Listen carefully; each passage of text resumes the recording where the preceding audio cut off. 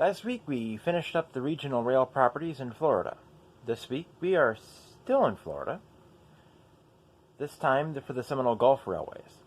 This is a short line with 2 lines in western Florida and is associated with the Bay County Railroad in Massachusetts. They are not only a Class 3 common carrier, but also an excursion railroad with a murder mystery dinner train. They are based out of Fort Myers, Florida, but they have 2 lines that are not connected and 2 freight jobs on each line. The SGLR got its start in 1987, requiring 2 lines from CSX Transportation. The longest one is the 80-mile Fort Myers Division, which starts north of Arcadia, where it meets the CSX Brewster subdivision. The interchange, however, is carried out farther into Arcadia, where there is a Y, the CSX Brewster subdivision, and this section of SGLR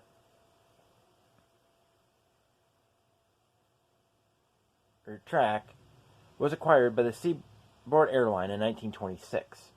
This part of the SGLR has one industry, Allied Recycling, which is just north of the Y. However, on Google Maps, their spur is fully occupied by MILW equipment.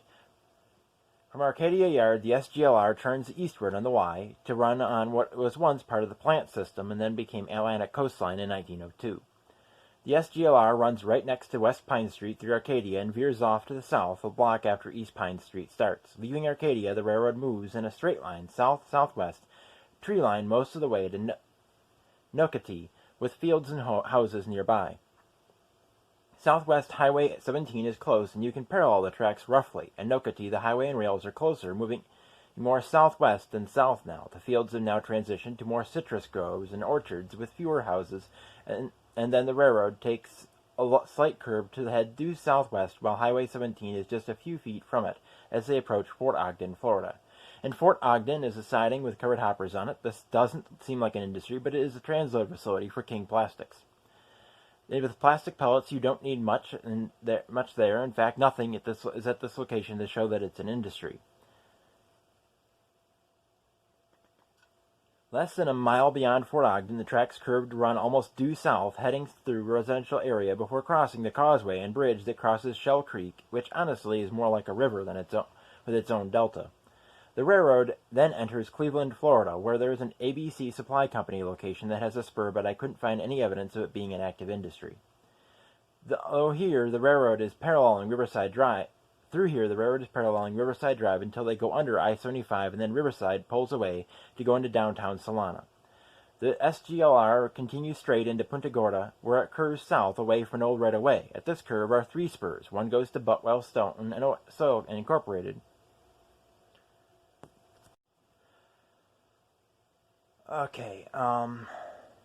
Which receives gravel hoppers and has many different bunkers filled with different colored stone. Take a look at Google Maps. It looks like it would be an interesting thing to model.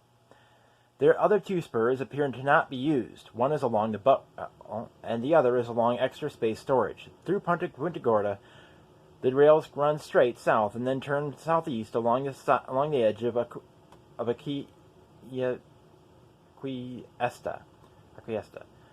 Feral gas is along here, but the spur is obviously not used anymore, being overgrown not far beyond the switch.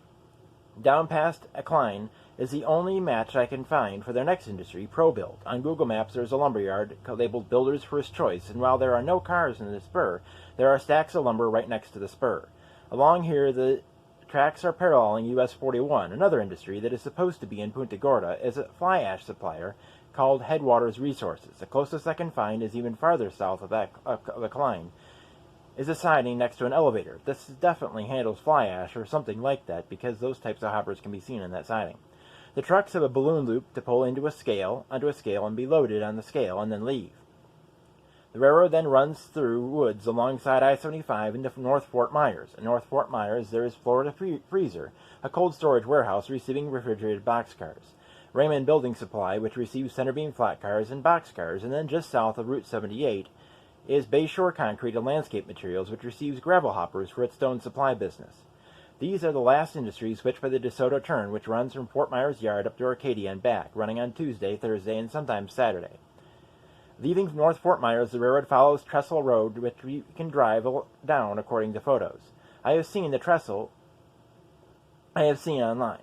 That ends at the trestle and drawbridge that the SGLR uses to cross the Caloosahatchee River. After the trestle, the railroad crosses a small island and then a bridge causeway arrangement before arriving in Tice and Fort Meyers. Crossing Route 82, you have almost reached the Fort Meyers yard, but you pass an old Y first.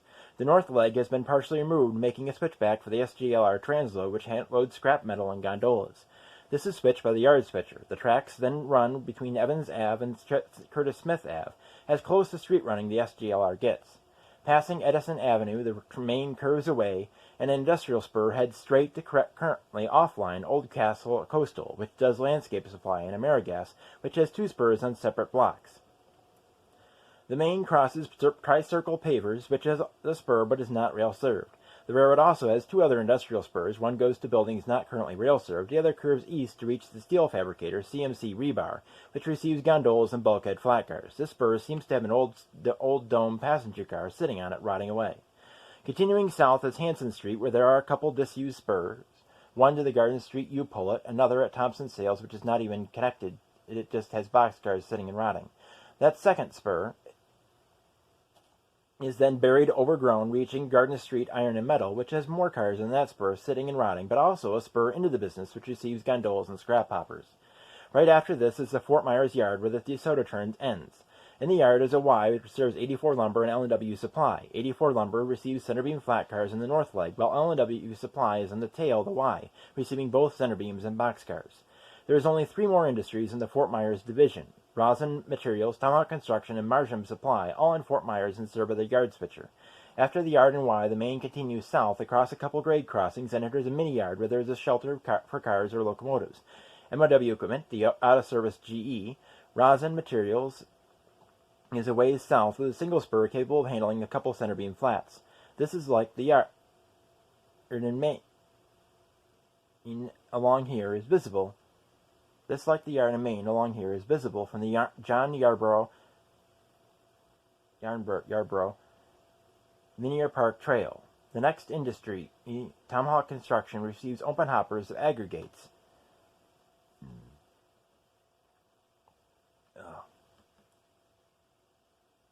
I lost my place. On a single spur that is not easily viewed from a public property. Shortly after this, is a long lead heading east to Marsham Supply. This move entails a switchback to deliver loaded centerbeam flats.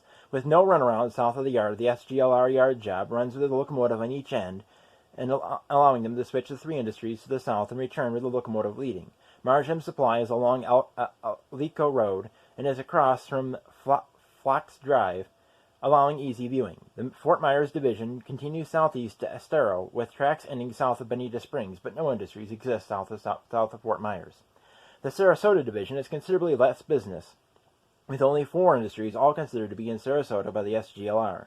This division, however, has 2 jobs: the Yonako turn and the Sarasota turn. The Yonako turn operates on Wednesday, running from Sarasota, where there's a Y, west towards the Gulf through the commercial and residential area, before turning north, eventually passing a transload where there's a loaded centerbeam spotted on Google Maps. This would be switched on the way back. The line passes through Telvast and arrives at Suburban Propane, which is 2 tracks. On Google Maps, it's a little strange because besides the tank cars, on these spurs there are 3 locomotives, both GP9s on the Sarasota Division, plus a single B39-8E. GP9 579 is supposed to be out of service, so I'm not sure why it's shown on an industrial spur. Not far north is a spur with some maintenance away equipment sitting on it, and then the spur to Strategic Materials, which receives open and covered hoppers of materials for plastic and glass fabrication. The line then reaches Oneco, where there is a single facing point spur used for interchange, and the tracks change to CSX ownership. On Friday is the other job, the Sarasota Churn, which runs from Sarasota to Matoaka to serve the other 2 industries listed online. The line passes several disused spurs before reaching the major intersection of University Parkway and US 301, which the Sarasota Churn has to cross both multi-lane highways to reach the Herald Tribune. Large crossing signal bridges protect both the main and industrial spur across a total of 18 lanes of traffic. The only other active industry is Berry Plastics, which receives plastic pellets and a single spur across the street and tree line from the business, and has a pipe running to the facility from the spur. The SGLR once operated a large fleet of GP9 road switchers. However, these are mostly retired and off the property. The Murder Mystery Dinner train is the most frequent train, running Wednesday through Sunday, starting at around 8 p.m. using Cab Car 502 and GP10 578. 502 is one of two cab cars acquired from the Long Island Railroad, 502 being X621, originally built as Baltimore, Ohio F7A 955A, and still serves, while 501 ex-LIRR 619, originally Milwaukee Road F9A 85C, has been placed out of service and stripped of parts. GP10 number 578, acquired from the Paducah in Louisville, is originally Illinois Central GP9 number 9327. The other three Jeeps are GP9 573 ex-C&O 6042, assigned to Maintenance Waste Service, and appear on the Sarasota Division. Number 579 ex-Florida East Coast 656 is out of service, while number 580 ex-FEC 660 is a secondary power in that division.